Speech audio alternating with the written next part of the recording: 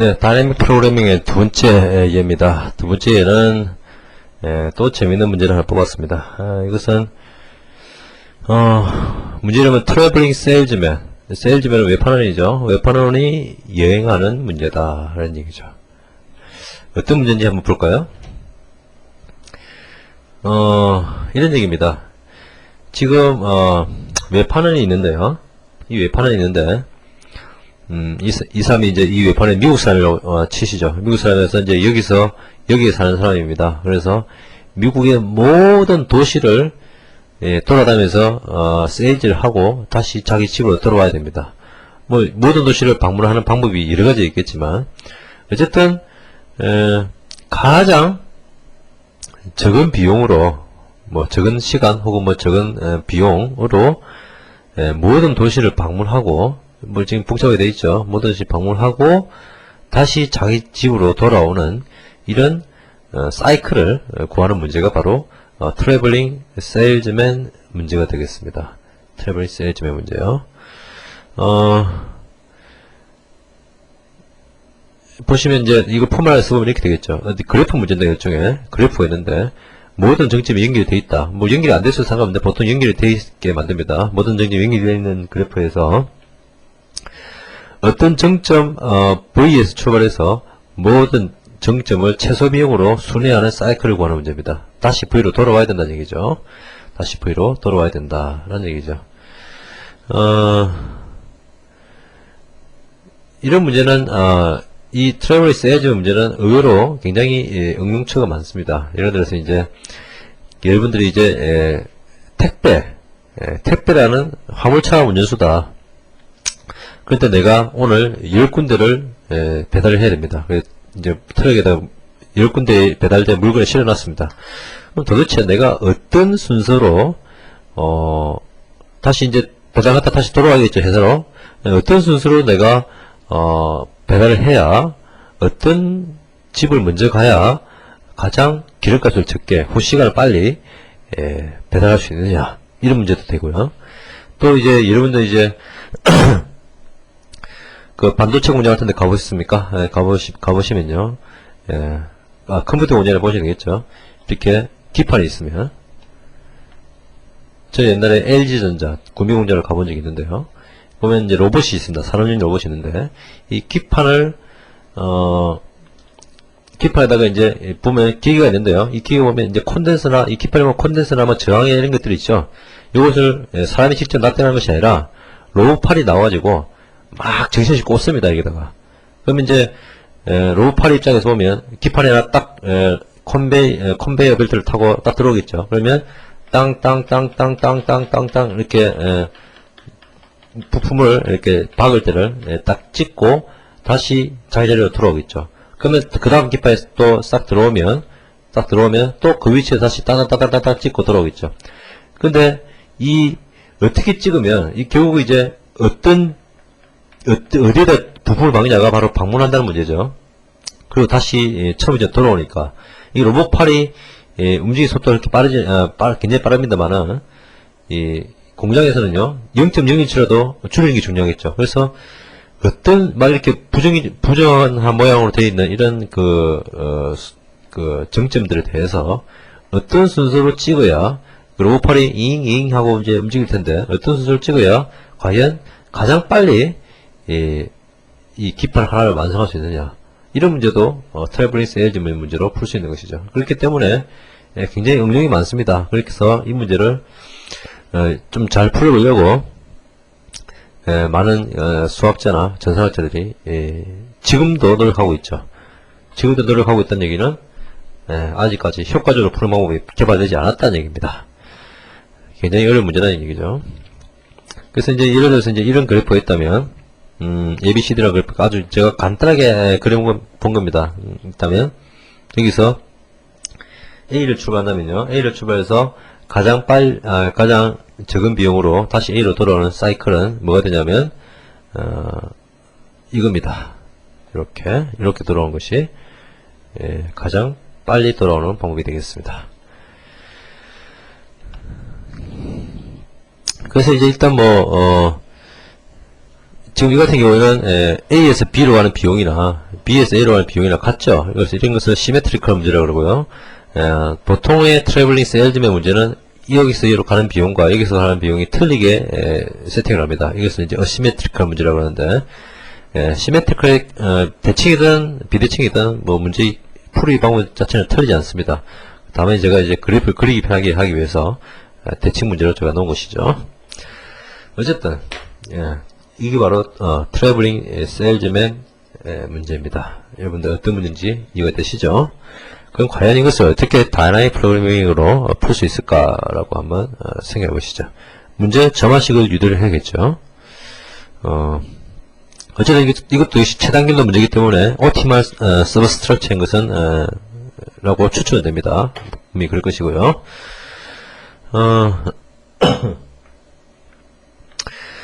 먼저 옵티멀 서버 스트럭처인지 봐야겠죠. 아까 뭐 차단기도 문제는 옵티멀 서버 스트럭처를 그랬는데 한번 확인해 보면요. 그러니까 이 문제는 뭐냐면 A를 출발해서 이 문제는 A를 출발해서 BCD를 뭐 어떤 순서인지 모르겠지만 하여튼 BCD를 어쨌든 거쳐서 다시 A로 돌아오는 최적 경로를 구하는 것이죠. 그런데 이 최적 경로는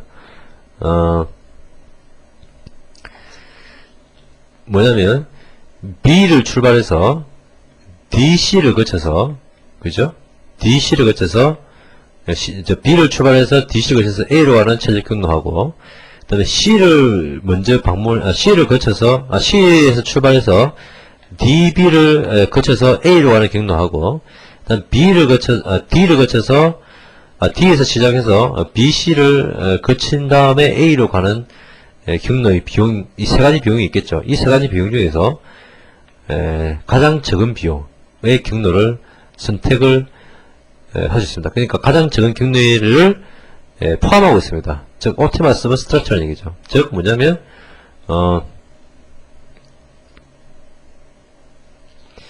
그러니까 B를 거쳐서 그러니까 B에서 시작해서 CD를 거쳐서 A로 가는 최적 경로는 이거거든요. 이겁니다. 그 다음에 뭐 C를 해서 뭐 경로 있을 것이고 D에서 출발해서 하는 경로도 있을 것이고 나는 이게 그 중에서 이게 제일 작거든요. 그렇다면 이것은 전체의 최적 경로의 일부분이 돼 있죠. 그렇죠? 이렇게 이런 의미입니다. 그래서 이제 이런 거 보면 이제 점화식으로 유도할 수 있는데요. 어떤 그 G 함수를 넣는데 이 G 함수가 뭐냐면 어떤 A라는 것은 뭐냐면 뭐라 그럴까요?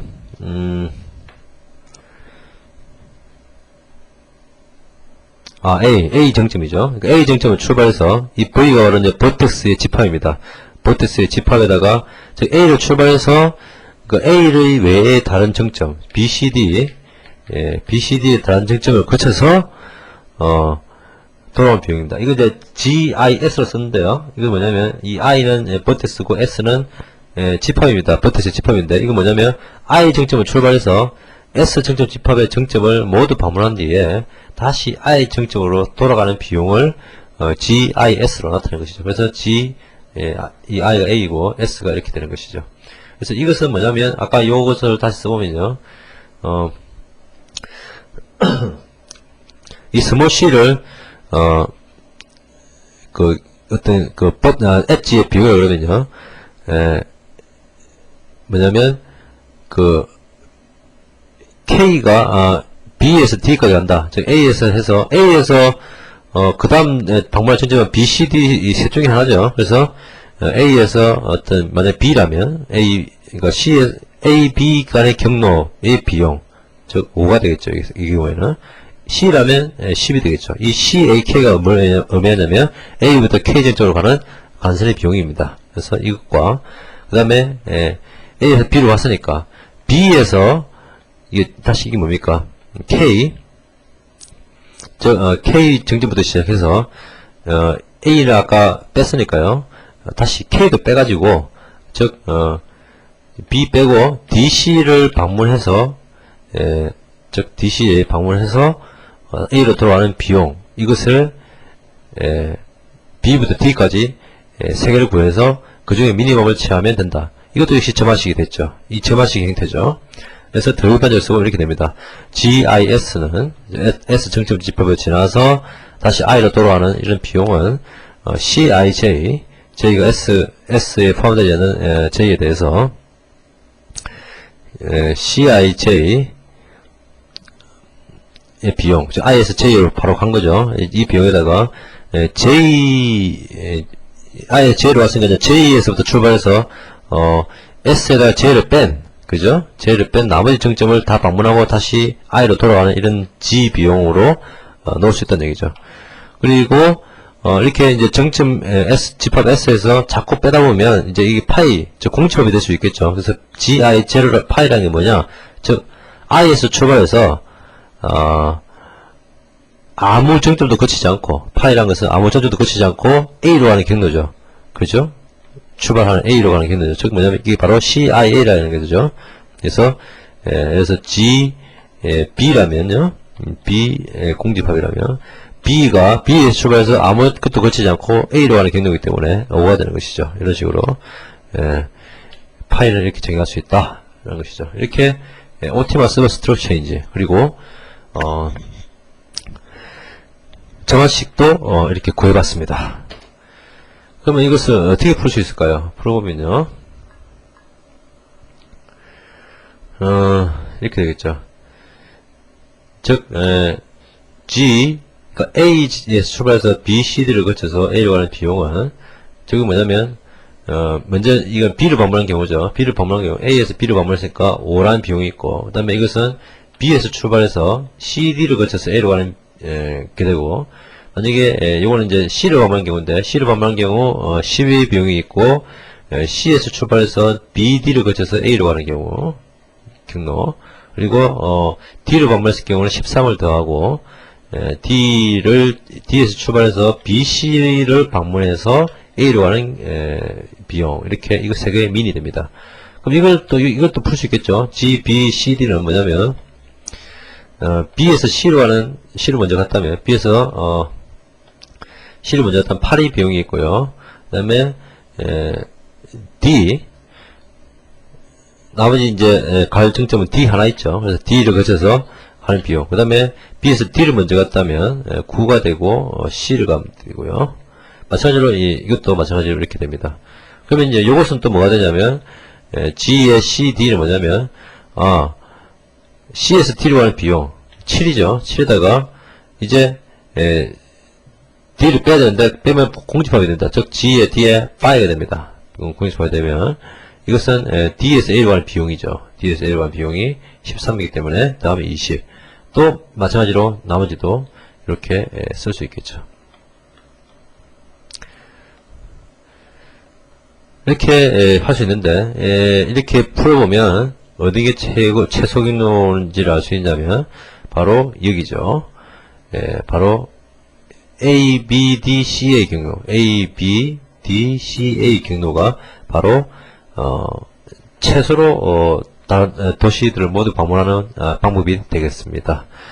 이렇게 해서 이제 이것은 이제 거꾸로 역산해서 이제 들어오는데요. 그러니까 21대 20이 됐으면, 이 D파이가 20이 됐으면 요 20에다가 8 다음에 28이 되고, 28에다가 여기다 하면 33이 되죠. 이 33과 또 여기서 이 비용, 요 더한 값과 또 여기서 구한 요 비용을 더한 값, 이걸 다 더해서 하면 되죠. 그래서 이렇게 따지면 케이스를 보면 결국 만약에 이런 문제라면요, A에서 출발해서 A로 돌아오기 때문에 여기서는 요 사이에 뭐냐면 이 정점은 B, C, D를 가지고 어떻게 배치하느냐에 따라서 솔루션, 답이 나오겠죠. 그래서 이제 결국 이게 뭐냐면 따지자는 경우의 수가 뭐냐면 BCD, 즉 3의 순열, 3 팩토리얼의 개수만큼이 생기게 됩니다. 그래서 이제 6가지 경우가 3 팩토리얼이니까 6가지 경우가 생기는 것이죠. 그래서 이제 이것도 특히 대칭이기 때문에 A, B, D, C, A, 즉 요렇게 가는 경로와 또 A, C, D, B, A, 즉 요렇게 가는 경로, 반대로 가는 경로가 비용이 같습니다. 문제 비대칭이면 이 비용이 틀리겠죠. 어쨌든 보면 결국 뭐냐면 거의 전수검사를 할 수 있으면, 하고 있으면 알 수 있습니다. 이 다이내믹 프로그램을 푸는 것이, 웹하는 문제를 푸는 것이 거의 전수검사죠. 그렇죠. 예. 그래서 상당히 좀 비효율적입니다. 다이내믹 프로그램, 최적화를 찾을 수는 있지만, 모든 경우를 다 따져본 거기 때문에, 이게 뭐 4개라서 이게 간단한 거지, 뭐, 10개, 20개 되면, 이거 푸는데 엄청나게, 복잡하게 됩니다. 그래서, 이렇게 된 이유는 바로 오버래핑 서버 프로그램이 아니기 때문이죠. 그래서, 다이내믹 프로그램을 풀기에, 그렇게, 적합치는 않죠. 이, 트래블링 세일즈맨 문제를, 푸는 것이요. 왜 적합치 않느냐? 다음 페이지 보면 나옵니다. 왜 적합치 않느냐? 이것을 이제 다이내믹 프로그램을 풀어보면, 이것을 이제 좀 복잡합니다만은 증명을 해보면, 타임 컴플렉시티가 5의 n제곱 2의 n승입니다. 스페이스 컴플렉시티. 이것은 이제 얼마나 공간을 차지하냐, 테이블을 얼마나 차지하냐는 얘기인데요. n의 2의 n승입니다. 이거 엄청나지 않습니까? 지금까지, n제곱, n3승, 이런 건 봤어도 알고 있죠. 2의 n승, 이런 건 처음 봤죠. 이런 것을 지수 시간을 가지는, 알고리즘이 그러는데요. 아주 최악입니다. 이것은 n이 조금만 커져도 엄청난 횟수로 엄청난 컴플렉시티를 가지게 되는 것이죠. 그래서 이런 지수 컴플렉시티를 가진 문제를 보통 NP 문제라고 합니다. NP 문제.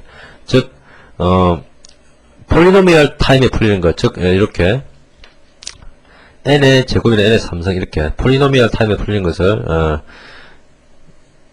P 문제라고 그러고, 폴리노미얼 타임에 풀리지 않는 문제를 NP 문제라고 합니다. NP 문제라고 그래서 굉장히 어려운 문제다 이렇게 알려져 있죠. 그래서 동적 계획법을 가지고는 굉장히 효율이 안 좋기 때문에 풀기 힘든 문제에 속한다 얘기입니다. 이 트래블링 세일즈맨은 아까도 말했듯이 여러가지 다양한 응용 분야가 있기 때문에 현재도 많이 연구되고 있습니다.